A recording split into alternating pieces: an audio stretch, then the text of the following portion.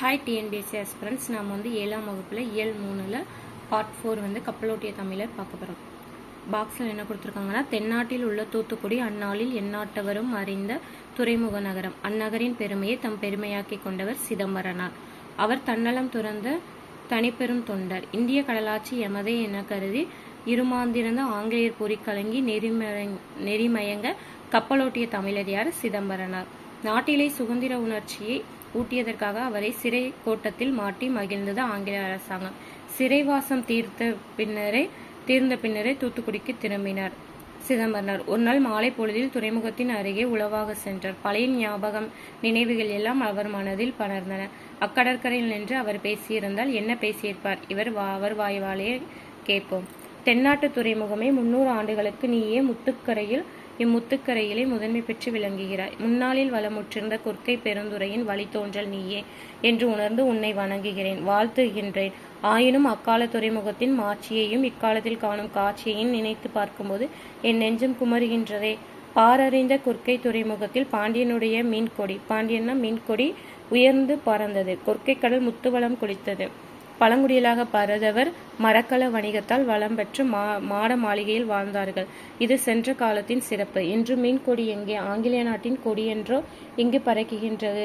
பரங்கியர் கப்பலொன்று எங்கும் பறந்து திரிகின்றது. கொள்ளை லாபம் அடிக்கின்ற வெள்ளையர் கப்பலில் கூலி வேலை செய்கின்றனர் நம் நாட்டு மக்கள். சொந்த நாட்டிலே வந்தவருக்கு அடிமை செய்து வயிறு வளர்ப்பது ஒரு வாழ்வாகுமா?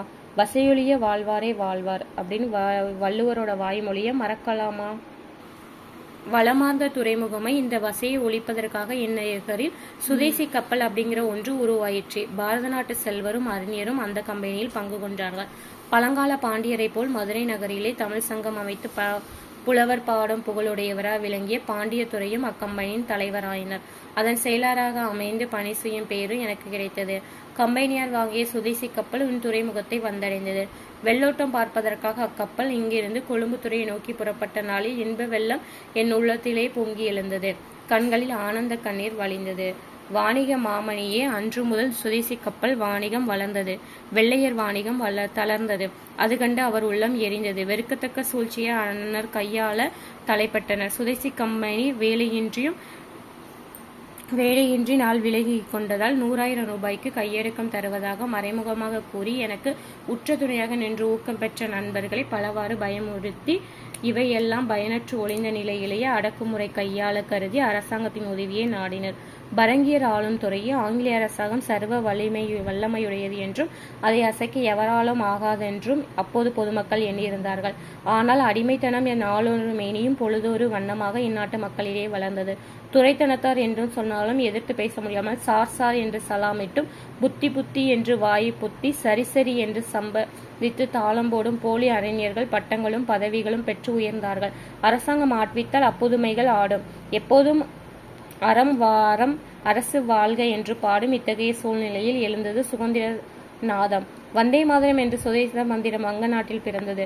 காட்டுக்கண்ணல் போல் எங்கும் பரவியிற்று. சுதந்திரம் எனது பிறப்புரிமை, அதை அடைந்தே தீருவேன் என்று வட நாட்டிலே மாறுதட்டி நின்றார் மராட்டியர் ஒருவர். அவரே பாரத நாடு போற்றும் பாலகங்காதர திலகர். தென்னாட்டிலே தோன்றிய நாவூருடைய நம்பர் யாரு? பாரதியார்.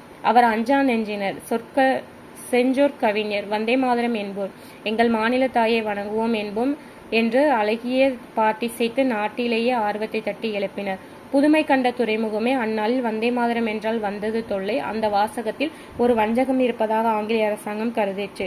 பொதுக்கூட்டங்களில் தொழிலாளர் கூட்டங்களிலும் நான் பேசும்போது வந்தே மாதரத்தை அழுத்தமாக சொல்வது வழக்கம். அதை கேட்டு நாட்டு மக்கள் ஊக்கமுற்றார்கள், உணர்வு பெற்றார்கள். உள்ளதை சொன்னால் கள்ளமுடையவர் உள்ளம் எரியும் அல்லவா? எரிவுற்ற அரசாங்கம் என்னை எதிரியாக கருதிற்று. என் மீது பல வகையான குற்றம் சாட்டிற்று. நான் நாட்டின் அமைதியை நான் கெடுத்தனாம். நல்ல முதலாளிமாருக்கு நான் தொல்லை கொடுத்தோனாம். வெள்ளையர் மீது வெறுப்பை ஊட்டினேனாம். வீர சுதந்திரம் பெற வழி காட்டினேமா அப்படின்னு சிறையில சிதம்பரனார் செக்கிழுத்தது. வெள்ளையர் கோட்டிலே இக்குற்ற விசாரணை விறுவிறுப்பாக நடந்தது. இரட்டை தீவாந்திர தண்டனை எனக்கு விதிக்கப்பட்டது. அப்பீல் கோட்டிலே சிறை தண்டனையாக மாற்றிப்பு அத்திருப்பு. 6 ஆண்டு கோவை சிறையிலும் கண்ணூர் சிறையிலும் கொடும்பரனை சென்றேன். இங்கு கோவை கண்ணூர். என் உடல் சலித்தது. ஆயினும் உள்ளம் ஒரு நாளும் தளர்ந்ததில்லை. சிறைசாலையே தவசாலையாக நான் கருதினேன். கைவருந்த மெய்வருந்த செய்த பணிகள் எல்லாம் தாய்நாட்டின் விடுதலைக்காக புரிந்த அருந்தவம் என்னும் உள்ளம் மகிழ்ந்தேன். செல்வச் செழுந்துரையே, சிறைச்சாலை என்னை கண்காணித்தவர் பலர், கடுமணியிட்டவர் பலர். அவரை நான் எந்நாளும் வெறுத்ததில்லை. ஆனால் முறை தவறி நடந்தவர்களை எதிர்த்தேன். வரை தவறி பேசியவர்களை வாயால் அடக்கினேன். ஒரு நாள் மாலை பொழுதில் உடல் நலிந்து உள்ளம் தளர்ந்து சிறைக்கூடத்தில் உட்கார்ந்திருந்தேன். அங்கே வந்தான் ஒரு ஜெயிலர். அதிகார தோணியில் நீட்டி நிமிர்ந்து நின்று கொண்டு எனக்கு சில புத்திமதிகளை சொல்லத் தொடங்கினான். அப்பொழுது என் மனத்தில் கோபம் எழுந்தது. அடைமடையா, நீயா எனக்கு புத்திமதி சொல்லுவான்? மூடு வாயே, உனக்கும் உன் புத்தி சொல்வேன் நான். உன்னுடைய கவர்னருக்கும் மன்னருக்கும் புத்தி சொல்வேன் நான் என்று வேகமுற்று பேசினேன். மானமிழந்த வாயிலிருந்து மறைந்தான் ஜெயிலர். தமிழ் பெருந்துரையே, உன் தாழ்விலும் வாழ்விலும் எந்த நாளுடன் என் தமிழ் தாயை நான் மறந்தேறேன்.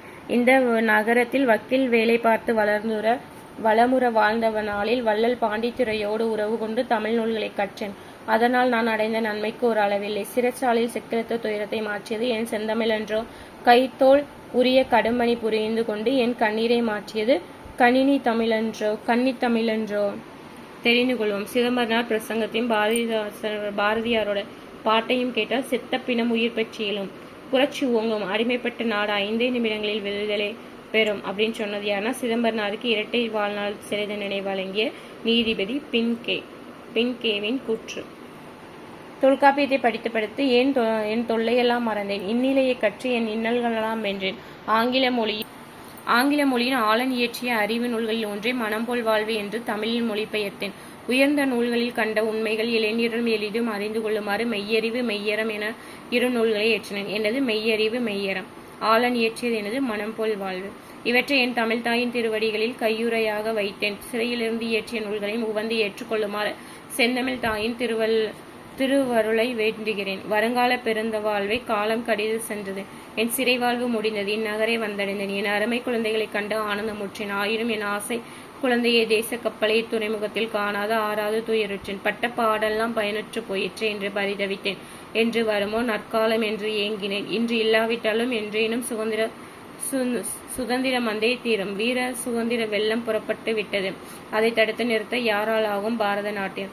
பாயம் காண்பது சுதந்திர வெள்ளம், பணியை காண்பது வெள்ளையர் உள்ளம் அப்படின்னு என்று நாம் பாடும் நாள் என்னாலோ என்று உருக்கமாக பேசி கடற்கரையை விட்டு அகன்றார் வீர சிதம்பரனார். பாக்ஸில் என்ன கொடுத்துருக்காங்கன்னா, ராபி சேது தமிழறிஞர், எழுத்தாளர், வழக்கறிஞர், மேடை பேச்சாளர், சொல்லின் செல்வர் அப்படின்னு இவங்களை சொல்லுவாங்க. செயலுக்கே உரிய எதுகை மூனை இவற்றை என்பவற்றை உரைநடைக்குள் கொண்டு வந்தவர் இவரே. எனது செயலுக்கே உரிய எதுகை மூனை.